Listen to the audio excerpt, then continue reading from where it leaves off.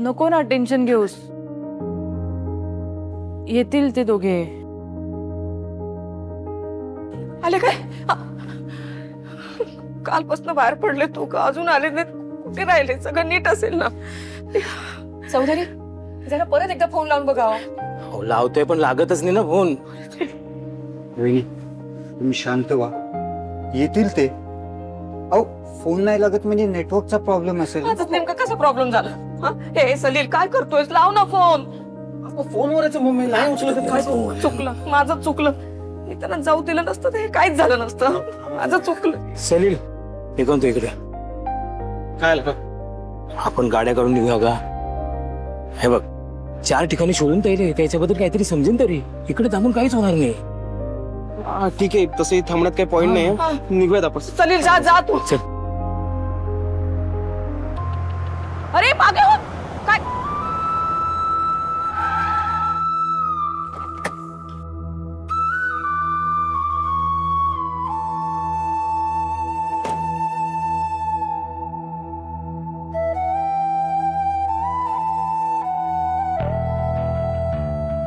समीरची आई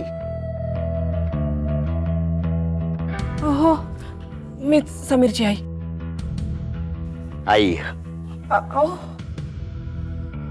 हे विराज कामत.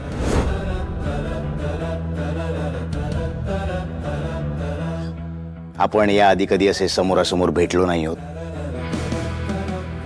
पण I hope तुम्ही माझं नाव ऐकलं असेल.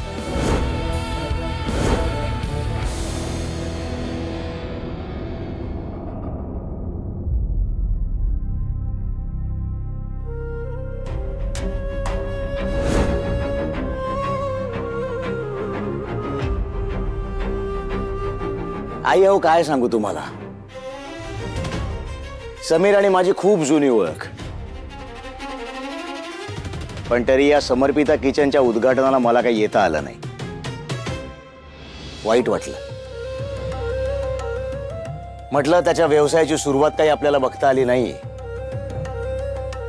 निदान शेवट तरी बघूया.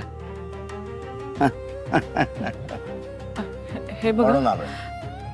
नाही मला कळलं आहे काहीतरी क्रायसिसमुळे समर्पिता किचन बंद होत आहे ना. हे बघा विराज सर, तुम्हाला माहिती आहे आम्ही तुमची बरोबरी कधीच करू शकणार नाही. आणि तुम्ही मला आई म्हणून हात मारलीत ना आता, मग त्या नात्याने एक सांगू का?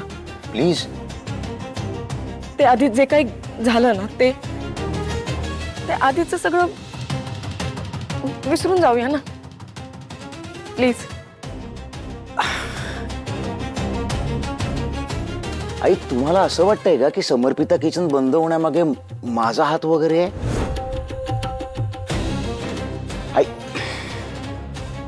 आई तुमची शपथ नाही, माझा काही संबंधच नाही याच्याशी. खरंच समर्पिता किचन बंद होतंय एकाच कारणामुळे, तुमच्या मुलाच्या कर्मांमुळे.